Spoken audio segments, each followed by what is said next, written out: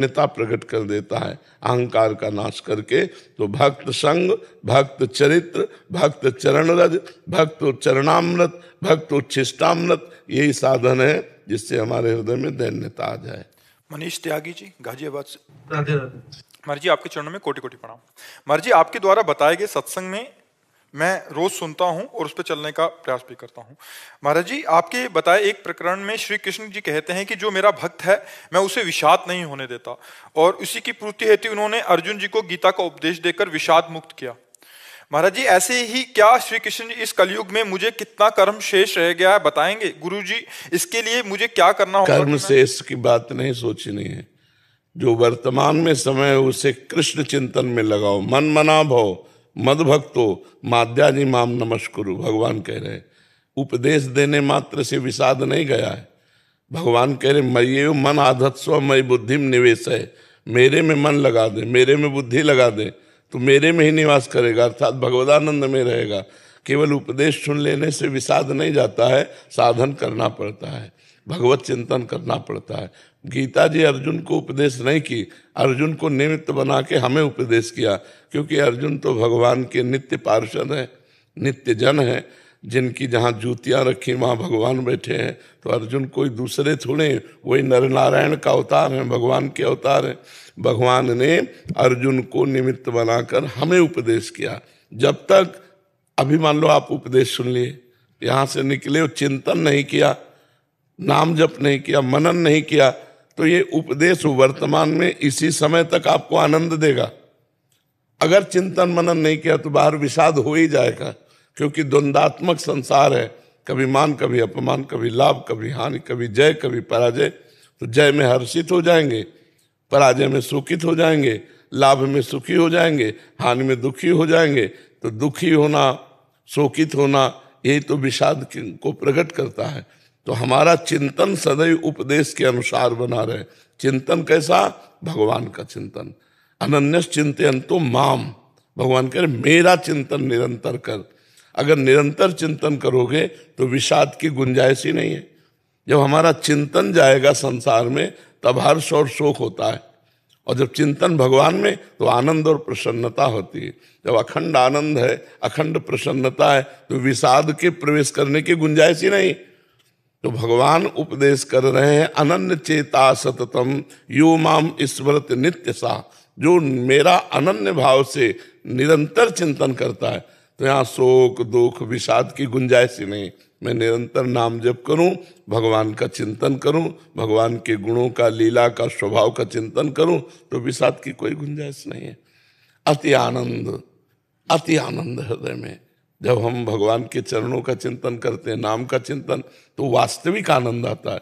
जब भोगों का चिंतन करते हैं तो वो सुख जैसा लगता है, पर सुख होता नहीं, वो आनंद नहीं है। सुख जैसा लगता है, जिसे हम सुख समझते हैं, ये सुख नहीं, दुख का स्वरूप है। दुख योनया भगवान ने कहा है, और हम उसे सुख समझते हैं। दुख योनया, इसी से दुख प्रकट होता है। अगर हम विषयों को ना भोगे, हम विषयों से निर्लिप्त रहें, तो दुख नाम की चीजें नहीं आएगी। दुख आती ही विषय भोगों से है, क्योंकि दिखाई देता है आनंद जैसा, होता नहीं है। तो आनंद है भगवान में, विषाद है संसार के चिंतन में। अगर संसार का चिंतन होगा तो विषाद होगा। तो नाम जब से ये सब चीजें खत्म, सब खत्म हो जाएंगे। आप विश्वास करके अधिक से जो कर्म करना है अपने रोज में, वो मुझे अपने आप पता चल जाएगी कितना कर्म मेरा पर्याप्त है उसको करने के लिए। नहीं, एक चीज ये देख, कर्म से पूर्णता नहीं होती, चिंतन से पूर्णता होती है। जैसे महाराज जी मैं कोई भी कर्म कर रहा हूँ अपने रोजमर्रा में जी, मुझे क्या चीज बताएगी कि मुझे और कर्म नहीं करना है, इतना मेरे लिए पर्याप्त। जैसे हम इसमें कभी संतोष नहीं हो सकता, किसी को नहीं हुआ संतोष, चक्रवर्ती सम्राट को भी नहीं हुआ। इसमें अपने आप संतोष धारण करना पड़ता है, अपनी योग्यता के अनुसार। भगवान ने पर्याप्त दे दिया है, मुझे इसके लिए ज्यादा प्रयास नहीं करना चाहिए। प्रयास करना चाहिए भगवत प्राप्ति के लिए। खान पान विश्राम ये तो भगवान यथा योग्य देते रहेंगे। उचित व्यापार, उचित नौकरी कर ले, ज्यादा हाय हाय में न फंसे। जो कुछ नहीं कर पाते उनको भी भगवान देते हैं। विश्वंभर नाम है। इस समय हमारा प्रधान कर्तव्य है भगवान की प्राप्ति करना, क्योंकि आहार विहार भोग, लड़का बच्चा, परिवार, ये सब योनियों में मिलता है। पशु पक्षी भी भोग करते हैं, उनके भी बच्चे होते हैं, वो भी अच्छा अच्छा भोजन पाते हैं। जैसे आप रबड़ी में आनंदित होते हैं तो सुअर विष्ठा में आनंदित होता है। जैसे आप अपने बच्चों से, वो ऐसे अपने बच्चों से। मनुष्य देह दुर्लभ किस लिए है कि ये चिंतन के द्वारा भगवदानंद प्राप्त कर सकता है, वो नहीं प्राप्त कर सकते। तो उचित व्यापार किसानी जो भी जैसा भाव हो वो भी भगवान को समर्पित कर दे, जो कर्म करे वो भी भगवान को, और उसका जो फल मिले उसमें समान भाव रखे। बहुत लाभ हो जाए तो फूले नहीं, नुकसान हो जाए तो भगवान को भूले नहीं, शोकित ना हो। और इसकी कभी पूर्ति किसी को हुई नहीं, इसकी पूर्णता संतोष से होती है। बस अब जैसे भगवान यथा लाभ संतोष सदा कहो सो कछु न चाहूंगो, जैसे भगवान चला में जितना भगवान दे रहे हैं उसी में हम राजी हैं। और क्या करना चाहिए क्या नहीं करना चाहिए इसके विषय में शास्त्र प्रमाणित है। तस्मात् शास्त्रम प्रमाणम थे, तो शास्त्र का स्वाध्याय करो, ना कर पाओ तो सत्संग सुनो, सत्संग से पता चल जाएगा। और जब आप अंतर्मुख होकर सुनो तो आपके अंदर से भगवान उपदेश देते हैं। कोई गलत कार्य अगर आप करने लगोगे तो अंदर आ जाएगा ये गलत है, नहीं करना तो मत करो, जो अंदर बात आ रही वो मत करो। तो गलत और सही का निर्णय तो पवित्र बुद्धि के द्वारा होता है, अपवित्र बुद्धि उसका तिरस्कार कर देती है। जहां अंदर से आवाज आई नहीं करना, लेकिन वो लोभ प्रवृत्ति, सुख भोग की प्रवृत्ति वो उधर ले जाती है और गलत काम हो जाता है। तभी लोग कहते हैं पता नहीं कौन भूत सा बैठा हो करवा दिया, तो भूत नहीं, वो वासना है, सुख लोलुपता है, लोभ है जो आपसे पाप कर्म करा देता है। समझ पा रहे हैं आप? दीपाली जी जम्मू से। राधे राधे गुरुदेव। महाराज जी आपके चरणों में कोटि कोटि प्रणाम। महाराज जी प्रेम भक्ति कैसे प्राप्त हो? गुरुदेव भगवान क्यों हमें कोशिश करनी पड़ती है हम याद रखें कि हम अकेले नहीं, श्री जी हमारे साथ हैं? क्योंकि बहुत जन्मों से हमारा अभ्यास हो गया है मन और 5 ज्ञानेंद्रियों का संसार की तरफ। मना खष्टान इंद्रियाणी प्रकृति स्थान कर्षति, प्रकृति की तरफ, तो परमात्मा की तरफ लाने में प्रयास होगा। जैसे पानी को कहीं भी छोड़ें, वो जहां ढलान होगी नीचे की तरफ जाएगा, ऊपर नहीं चढ़ सकता। ऊपर चढ़ाने के लिए यंत्र की आवश्यकता है। ऐसे ही मन को हम कहीं छोड़े वो नीच गति को जाएगा, ऊपर चढ़ाने के लिए मंत्र की आवश्यकता है। और मंत्र निरंतर, नाम निरंतर, तब हमारा बहुत काल से जो विषयों में, शरीर में, भोगों में, व्यक्तियों में जाने वाला मन है वो प्रभु में चला जाएगा। और जब प्रभु में पहुंच जाएगा तब ये ठसक आएगी कि हमारी श्री जी, हम श्री जी के। अभी तो देखो हमारे बहुत सी कामनाएं हैं, बहुत से भोग हैं, इसीलिए हम ये नहीं कह पाते कि हृदय से कि हम श्री जी के, श्री जी हमारी, हम श्यामा श्याम के, श्यामा श्याम हमारे। तो आप क्या करें, अब साधना करें। बिना साधना के ये बात नहीं बनेगी। तो नवधा भक्ति के द्वारा प्रेम भक्ति की प्राप्ति होती है।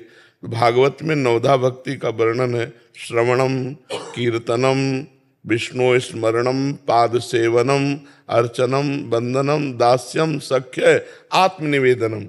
ये 9 प्रकार की। आत्मनिवेदन के बाद प्रेम प्रकट होता है। अगर हम भगवान की लीला कथा सुने, उन्हीं के नाम कीर्तन करें, लीला कथा का कीर्तन करें, जप करें, उसी का स्मरण करें, अर्चन, बंदन, दास्य, सख्य, आत्मसमर्पण केवल प्रभु के प्रति करें तो हमारा प्रेम हो जाएगा। नवधा भक्ति के द्वारा ही हम प्रेम लक्षणा 10धा भक्ति को प्राप्त करते हैं। और जब प्रेम प्राप्त हो जाता है तो फिर प्रयास नहीं करना पड़ता। फिर जैसे विषयी पुरुष स्वयं विषय का चिंतन स्वाभाविक करता है, ऐसे ही होने लगता है प्रिया प्रीतम का चिंतन। और प्रिया प्रीतम का चिंतन होने लगता है तो उसकी दशा बदल जाती है। छिन छिन रुदन करंत, छिन गावत आनंद भरी, छिन छिन हाहर हसंत, ये जो कृपा हरिवंश की। छिन छिन बिहरत संग, छिन छिन निरखत प्रेम भरी, छिन जस कहत अभंग, ये जो कृपा हरिवंश की। थोड़ी थोड़ी देर में याद करके प्रभु को रोने लगता है, कभी प्रभु को अपने सामने देखकर नाचने लगता है, कभी उनके रिझाने के लिए गाने लगता है। ये दशाएं उसके हृदय में आने लगती है जब प्रेम भक्ति है। और फिर वो अपने प्रभु को संग देखता है, छिन छिन बिहरत संग, वो देखता है प्रिया प्रीतम हमारे साथ चल रहे हैं, और उनके यश का गान करके नाच गा के हर समय वहां आनंद में डूबता रहता है। जो प्रेमी जन, उसे किसी व्यक्ति, वस्तु, समाज, कहीं कोई आसक्ति नहीं रह जाती। पर इसके लिए लंबे समय तक साधना करनी पड़ती है। अपने चरित्र पवित्र रखे, जो हमारे आचरण हैं वो गंदे ना होने पावे, हमारा भोजन सात्विक हो, बिना भगवान को अर्पित किए हुए भोग ना पावे, खूब नाम जप करें, खूब कथा सुने, हर समय पवित्र रहें, तो हमें भगवत प्रेम रूपी प्रसाद प्राप्त हो जाएगा। और प्रेम से ही सानिध्य का अनुभव होगा। तो हमें कहना नहीं पड़ेगा कि हम श्री जी के श्री जी हमारी, ये हमें अनुभव में आएगा कि हम श्री जी के श्री जी हमारे। शांत शर्मा जी ऑस्ट्रेलिया से। राधा वल्लभ गुरुदेव। महाराज जी आपके चरणों में कोटि कोटि प्रणाम। गुरुदेव भगवान, मैं पहले शिव जी महाकाल जी का भक्त था, परंतु लगभग 2 साल पहले यूट्यूब के माध्यम से आपसे जुड़ा और जिंदगी में पहली बार लगा कि आप ही मेरे गुरुदेव हैं। मैं यही सोचता था कि शिव जी ही मेरे गुरु हैं, परंतु आपने कहा कि बस राधा राधा नाम से सब हो जाएगा। तब से मैंने राधा नाम जपना शुरू किया, परंतु अब बहुत असमंजस में हूं कि शिव जी या राधा जी को लेकर बहुत व्याकुल हूं कि ना मैं शिव जी का हो पा रहा हूं, ना मैं राधा जी का हो पा रहा हूं। तो शिव जी ही तो राधा नाम के दाता है, उन्होंने तो राधा नाम दिया है। हम शिव पार्षद ही हैं, विश्वनाथ जी के शरणागत रहे, विश्वनाथ जी की आराधना हुई। आज भी हम देखो प्रिया प्रीतम की सेवा में है, लेकिन हमारा अगर दूर से देखो तो त्रिपुंड अगर तो शिव ही पार्षद नजर आएंगे। तो ये मान लो कि शिव रूपी गुरु ने राधा नाम रूपी रस हमको दिया, तो संशय नहीं रह जाएगा, परेशानी नहीं रह जाएगी। गुरु शिव है, शिव ही गुरु है, कभी जीव गुरु थोड़ी हो सकता है, शिव ही गुरु होता है। तो मान लो कि शिव और सर्वत्र शिव है, तो शिव रूपी गुरु ने हमको राधा नाम रूपी अमृत दान किया, तो संशय नहीं रह जाएगा। जब शिव गुरु हैं और गुरु ने राधा नाम दिया, तो फिर उसमें संशय क्या रह जाएगा? गुरु के वचनों में संशय थोड़ी होता है। तो ये तुम अभी जो 2 मान रहे हो कि राधा नाम अलग और शिव जी अलग, और श्री जी को गुरु मानते थे, अब श्री जी को कैसे माने? तो शिव जी ही श्री जी है और श्री जी ही शिव जी है, बिल्कुल भ्रम मत रखना, है ना। और गुरु रूपी शिव ने, शिव रूपी गुरु ने हमें राधा नाम अमृत दिया, बस निहाल हो जाओ। यही चाहिए था कि आप एक नाम दे दो। हाँ, राधा राधा राधा, खूब मस्त रहो, खूब जपो, अच्छे आचरण वाले बनो, दूसरों का उपकार करो और नाम जप करो, इसी से सब हो जाएगा। सूरज शर्मा जी धौलपुर से। राधा वल्लभ श्री हरिवंश महाराज जी। गुरुदेव भगवान, हमारा परिवार द्वारा वर्षों से शंकर भगवान की पूजा की जा रही है। श्री महादेव मंदिर की पूर्व से सेवा प्रदान की हुई है। पारिवारिक जन त्रिपुंड स्वरूप लगाने के लिए दबाव बनाते हैं। मंदिर की सेवा भी करनी है, अपने स्वरूप को भी बचाए रखना है। गुरुदेव भगवान, ऐसे में उपाय बताएं। तो शिव जी इससे ज्यादा प्रसन्न होंगे। हनुमान जी रूप में शिव जी तो राम जी के चरण पकड़े बैठे हैं, नहीं बैठे? शिव जी के माथे पे जो गंगा जी है वो क्या है? भगवान श्री हरि का चरणामृत है। गांगम वारि मनोहारि मुरारि चरणच्युतम त्रिपुरार शिरश्चारि पापा पहारि पुनातमाम। गांगम वारि, जो गंगा जी है वो क्या है? मुरारि चरणच्युतम, भगवान श्री कृष्ण का चरणामृत है। तो महादेव जी दृष्टि से भी रोक सकते थे गंगा जी को, लेकिन सर झुका दिया, जटा खोल दी और पूरी गंगा जी को जटा कटा संभ्रमम भ्रमण नीलम पर निर्झरी विलोलवी चिवल्लरी विराजमान मूर्धनी। तो हमें ऐसा कैसे? शिव आराधना के फल से तो तिलक मिला है, भगवान के दासत्व का, श्री जी के दास, इससे महादेव जी और प्रसन्न होंगे। गुरुदेव, उन्हीं के आश्रय से सब कुछ मिला। हाँ, वर्षों से पूजा है। बिल्कुल बिल्कुल। लेकिन जो हमारे परिवार के चाचा, अज्ञानियों की बात थोड़ी माननी चाहिए। जा पर कृपा न करें पुरारी, सो न पाओ मुनि। तुम लोग तो क्या जल चढ़ा देते होगे, फूल माला चढ़ा देते होगे, 10-5 मिनट आधा घंटा बैठ जाते होगे, पूरा रात दिन जीवन शंकर जी को दिए हुए थे, तब ये मिला है। आप क्या समझते हैं? जा पर कृपा न करें पुरारी, सो न पाओ मुनि भगत। हमारे घाटों में पड़े रहते थे, केवल उन्हीं के सहारे, रात दिन केवल उन्हीं का चिंतन, तब फल मिला वृंदावन धाम और प्रिया प्रीतम के चरणों की आराधना।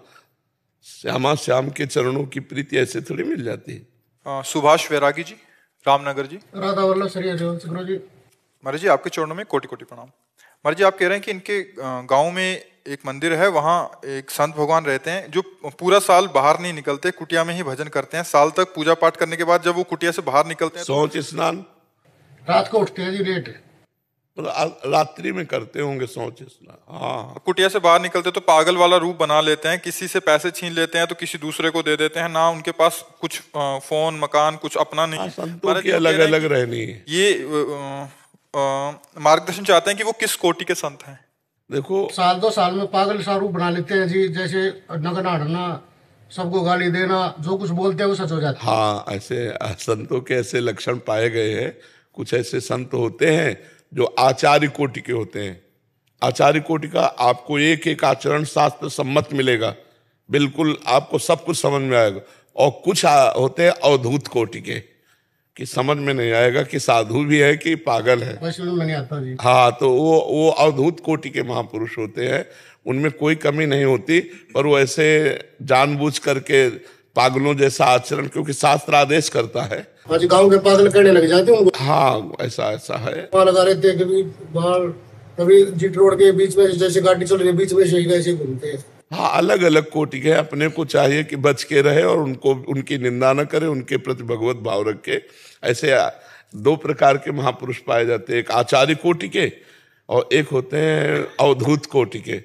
शौच कर लिया, नहाया नहीं, ऐसे अपवित्रता भी दिखाना हो ऐसा, लेकिन होते हैं भगवत प्राप्त होते हैं, वो भगवान के भजन में निमग्न होते हैं। उनका अपमान करने से बहुत बड़ी हानि हो जाएगी, इसलिए जैसा बर्ताव करे करने दे और अपने प्रणाम करें। अपने को आज्ञा हो तो सेवा कर दे, नहीं तो दूरी बना के रखे। क्योंकि अगर उनके प्रति जरा भी अवहेलना हुई तो तपस्या से पूर्ण होते हैं, फिर पतन हो जाता है। ऐसे हुआ गुरु जी एक 2 बार। हाँ, अगर कोई उनको पागल समझकर मारपीट दे तो उसका फिर पतन हो जाएगा। बहुत बुरा हाल हुआ है जी। हाँ, बुरा हाल। एक ने गाँव में कर दिया था जी। हाँ, बुरा हाल हो जाएगा कि हाँ, इसीलिए कह रहे हैं उनसे बच के रहे ऐसे अवधूत। और जो आचार्य कोटि के होते हैं उनसे बुरा हाल नहीं होगा, क्योंकि वो अगर आपसे गलती भी हुई तो क्षमा कर देंगे। लेकिन वो महापुरुषों का अगर अपमान हो गया तो उनको क्षमा करने की जरूरत नहीं, उनकी शक्ति आपका नाश कर देगी। वो पागलों जैसा व्यवहार करना, आचरण करना, जैसे हमने संतों को देखा है, अलग अलग कोटि के संत होते हैं। तो संतों से लेना ही चाहिए, क्या ज्ञान लेना चाहिए, कृपा लेनी चाहिए। मान लो मार रहे हो आप, ऐसे किए हो तो आपको दे रहे हैं, अपना तप दे रहे हैं, अपनी भक्ति का तेज दे रहे हैं, आप पलट कर जवाब ना दें उनको।